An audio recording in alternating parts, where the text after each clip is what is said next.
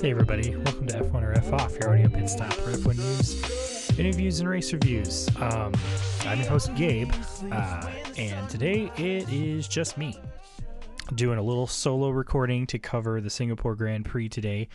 I had watched it with a couple, my brother and a good friend of ours, but episode ran a little long, and we didn't actually end up talking about the race much at all. So I'm going to edit that later and save it as a bonus episode for y'all.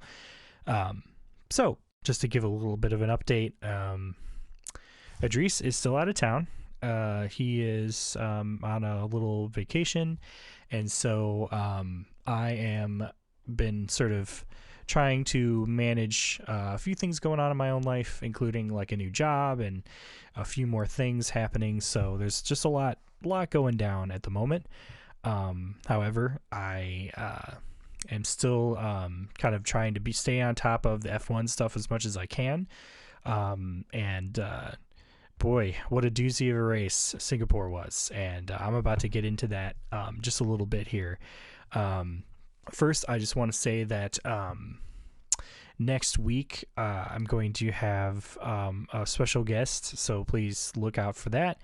I'm really excited about it. Dries is going to be back the beginning of October, so we'll be back up to our full strength. So until then, you are just going to have to listen to the soft, smooth, smarmy voice of me.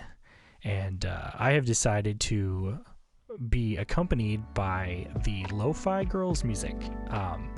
If you don't know who LoFi Girl is, it's a really famous YouTube channel at this point, where it is a girl studying with I think her pet cat, right? Let me see. I'm gonna pull up the video. It is, yeah, her pet cat on the window.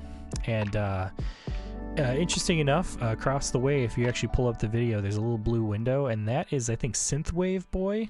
So they're like in the same universe. So pretty fun. But I decided to put some music down in the background just to keep it smooth, keep it smarmy. So I would definitely say, if you're ever in need of some good music to listen to in the background, if you're doing a pretty monotonous task, I would say LoFi Girl is a good choice if you haven't done it already. But anyway, so this race this weekend, man, that was a really, really surprising race. I think all of us collectively have been waiting for this moment where somebody was able to topple the dominance of RedBull, and we actually got it, and it was a Ferrari, no less. So just a couple of fun facts about the Singapore Grand Prix. So the circuit's called the Marina Bay Street Circuit, so it's the streets of Marina Bay. They adjusted the course slightly. They removed a few corners to kind of make it a little more of a straight shot down into the start-finish straight, which I think has eased up a bit on people's tires. It kind of helped with some of the tire degradation and some of the kind of cooling and temperature problems that a lot of drivers had. It was 62 laps.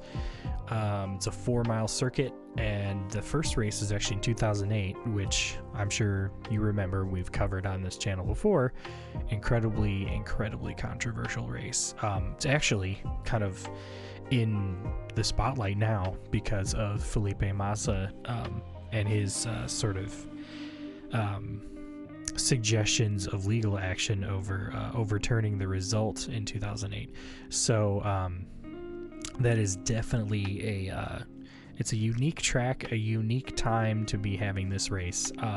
So I have a lot of feelings about Felipe Massa's litigation. I think that at this point, what's the most frustrating about that whole situation is the fact that they're now trying to relitigate, or suggesting that they relitigate every controversial finish or championship win in the past history of the sport, which it's just get a little messy. I think, we could acknowledge when things went wrong, we can acknowledge when there's problems, but dishing out some, in some cases, posthumous world championships is just a little complicated. I think as fans, we can appreciate what happened and we can have our opinions on it. But, you know, it's also just adds to the rich tapestry that is this sport and what it, you know, really is, what it became, where it came from. So, but yeah, qualifying was incredibly shocking. I was really, really surprised. I mean, I know that Red Bull had been saying for a very long time that their cars were not particularly good on this track and that this was going to be like the weakest one that they were going to be at. But I don't really think anybody thought they were going to be this bad. I mean, they looked really slow out there. I think they did their best to, you know, make the car work, but the way the rules go is once you set something up, if it's not set up well enough, if they're not comfortable in it, if you're not, you know, it's too late. You know, once it's in Parc Fermé, it's done. You can't really make any big changes like that. So I think that was a huge bummer for Red Bull coming into the race. I just think they got their setup really bad, and there wasn't really too much they could do from then on out. So surprise, shock that you know, the Red Bulls did not make it into the Q3 session, and so we had a very, very surprising podium. Well, I should say pole position in Carlos and you know, George, and lots of really, really, really, really fascinating turn of events. Also, I mean, honestly, shout out to the two Haas for being in Q3. That was really impressive. So race gets underway. The thing that was really, really interesting, I found interesting. I'm always shocked, especially in a track like this, when the cars are able to get through without crashing or without any like major incident. So the fact that, like, you know, there was a little bump from Tsunoda, which sort of put him out, so he didn't end up actually continuing through the rest of the race, but there wasn't like a huge giant accident, you know. But what was interesting is when Hamilton went off, there was a lot of talk about when he was going to give back that position and to who and how. He ended up relenting it back to George, but I know that Norris was actually kind of frustrated too, because he was basically claiming that he, you know, gained an advantage over him as well.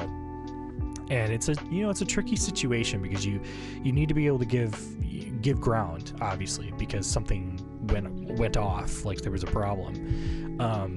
But at the same time, like you're not going to concede to your your enemies. Well, not your enemies, your competitors. You're not going to concede to them. You're going to, try and do what you can to hold on to the position, because it's really important, right? So, I was, a lot of confusion with that, a lot of strange, things happening, in that regard, with just a lot of radio that we heard, which, I kind of have mixed thoughts about the team and driver radio. I think to a certain extent, some stuff is kind of nice to hear, but it can be a little how the sausage is made, if you will. Although we had a couple of pretty incredible radio moments, which I'll get to here in a minute. So one thing that was very interesting when I was watching this race with my brother and my friend Terry, because they're people that don't actively watch Formula One all the time, the first question they had for me was, why is this a night race? And it's a very good question, and the simple answer is that it's hot in Singapore. And so when they race at night, it's a bit cooler, but it still gets really, really hot. And so a lot of that always plays into strategy, and also how, the car is, set up, and, the driver's general comfort, and tire degradation, which is, like I said, I think why they, fixed the track to be a little more smooth over at the end, to try and kind of help conserve some of the tire life. Ferrari had a great start out the gate, right at the lights went out. Sainz held that lead really, really well. Leclerc had made a few moves and a few, he passed up Russell, and Russell got, jumped over by Hamilton, which, like I said, he ended up having to give the pass back. Really, really sad for Yuki Tsunoda. He right at the first lap got a puncture after a little collision with Sergio, which was really unfortunate. Sergio was a little pushy around this track. I think both of the Red Bulls were kind of feeling the pressure, knowing that they weren't really going to be able to dominate this race, especially Max. And I will hand it to Max. Max did everything he could to push that car into the upper areas of the podium, or the race finishes. But it was a valiant effort, but ultimately in vain. Lots of defending, lots of good tracks position. And one thing, honestly, I will say that I think is the most impressive thing about this whole situation is the fact that we were seeing gaps between cars only really staying between 2 to 3 seconds. I mean, there were a few areas where that was broken up. It was about like in the teens, maybe, between 4, 5, and 6, and 7, 8, 9. There would be a bit of a gap there. I will say though, I think the most exciting aspect of this was seeing that those gaps were not huge. So we really, really did get a chance to see a lot of these drivers race each other and get some good close racing in. These are the kind of gaps that you want to see at every race. You don't want to see Max take out like a 14-second lead after 4 laps. It's just that's the part that's frustrating when you're watching. I think the fact that they were able to fixate on the lead lap, like the top 3 positions through most of the race, because of how it was relevant pretty much the whole time, was really, really incredible. I feel very, very bad for Esteban Ocon, the Esty Bestie. It was his birthday, and he had a mechanical failure, which is actually very surprising in this day and age.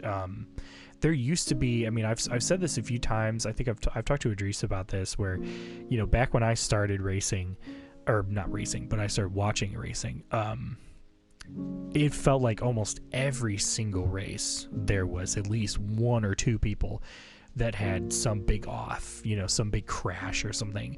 And the fact that we don't really see that all that much is really surprising.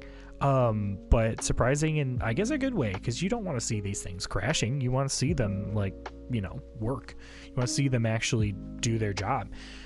So when you get a mechanical failure or an engine failure, it's kind of surprising to see nowadays, because it's a little more rare than it used to be. So poor Ocon having that end his race. And great soundbite though of him shouting no. We got 2 of those this race. Let's see, Aston Martin. Obviously Stroll had a big crash in qualifying, which he did the smart thing and took his hands off the wheel, but apparently he was not in a good enough shape to continue for the race. So Alonso was holding up the gauntlet for the Aston Martin team. Oh, and poor Alonso. He had a 5-second penalty, which he tried to serve under a virtual safety car, which that's a smart time to serve it. But then the jackman dropped the car before the wheels were on and extended the stop, and so he ended up just plumb last. And I thought he was just going to retire the car, but I guess they just wanted him to kind of keep going out there and see if there's anything that he can do. But he really wasn't able to do too much in order to recuperate. That was a really, really rough race for Aston Martin. I feel pretty bad as a fan, and also kind of a bummer because I just got my Fernando Alonso team shirt, which I haven't posted a picture of. I will try and remember to do that.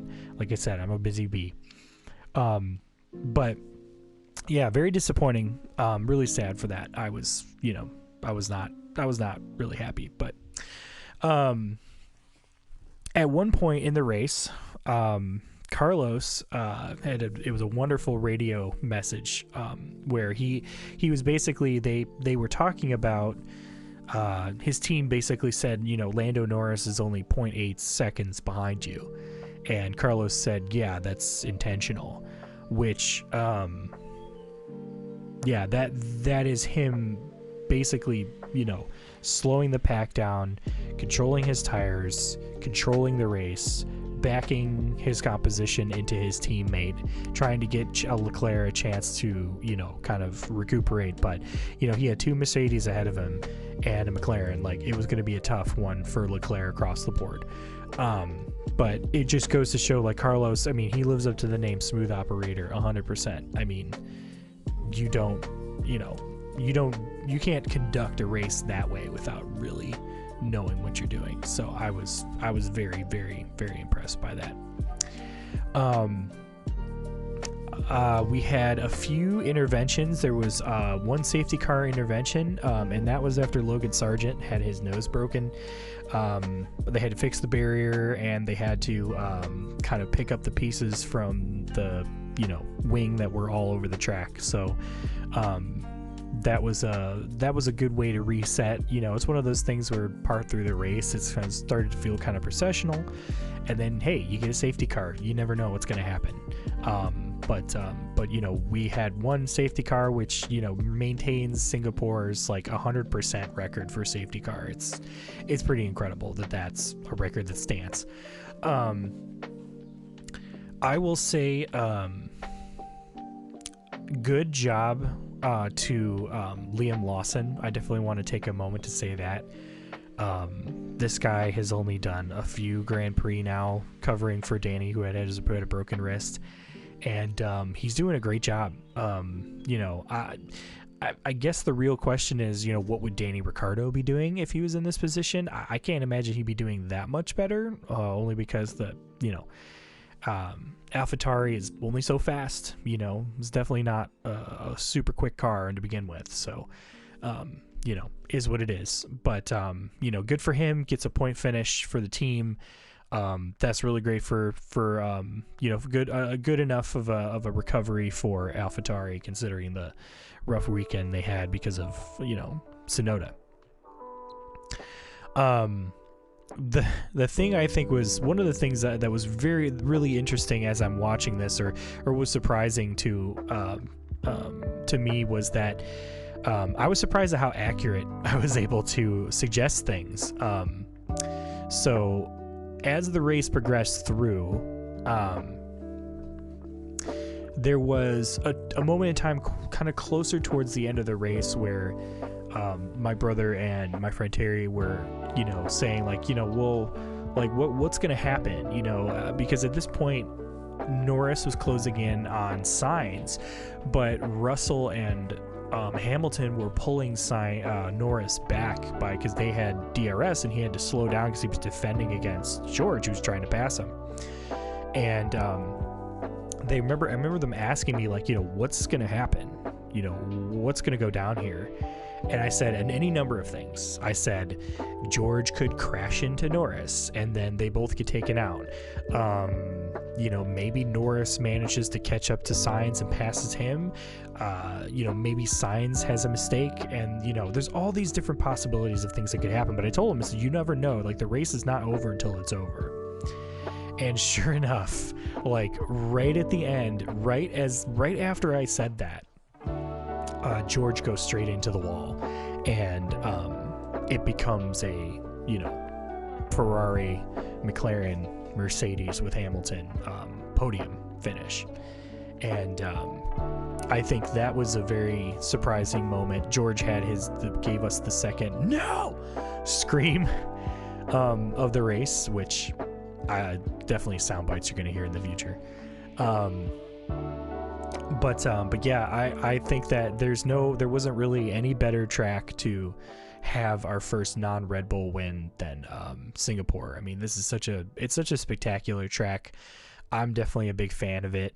Racing at night is such a unique and interesting thing to witness. You get all the sparks. The cars look really phenomenal under the lights.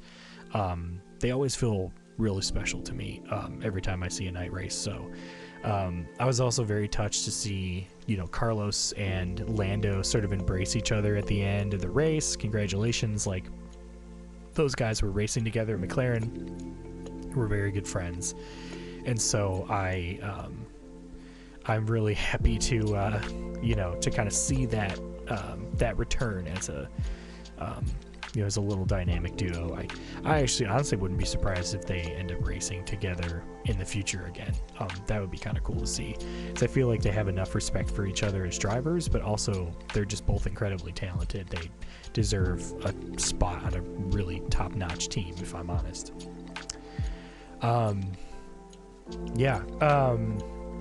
I mean, as far as the championship, honestly, like, it stopped Verstappen's winning streak, which is already impressive enough as it is, but all things have to come to an end at some point, you know what I mean? So Max basically getting his humbled moment, I think was a long time coming. And it just goes to show that, like, the Red Bull is good, but it's not perfect. And sometimes there are tracks where they just don't get the setup wrong. There's something goes wrong. I know they're very confident for Japan, and Japan should play to their strengths, because there is a lot of, it's got a long straight, lots of swooping turns, really quick successive turns. So it should affect their, work on their aero package really well. Hey, as we saw at this race this weekend, anything can happen, including Russell hitting a wall. So, anyway, that was Singapore. Incredible race. I think it will be a it'll be a very, very probably the best episode of the next season of Drive to Survive. So I'm 100% looking forward to that.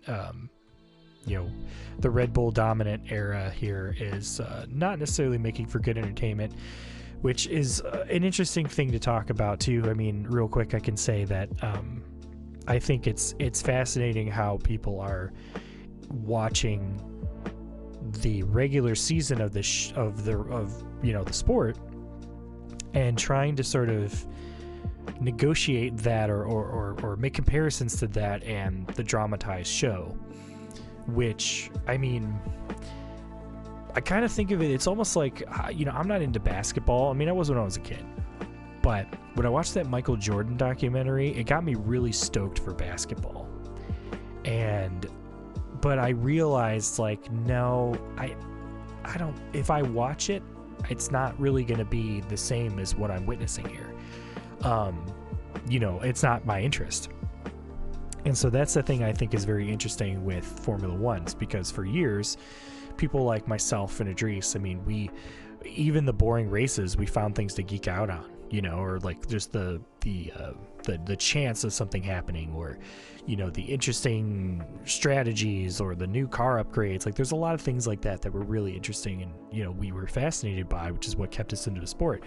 But I do think that a lot of people came in for different reasons, and not necessarily reasons that are catered to at every race, particularly when it's like drama, arguments, entertainment, things of that nature.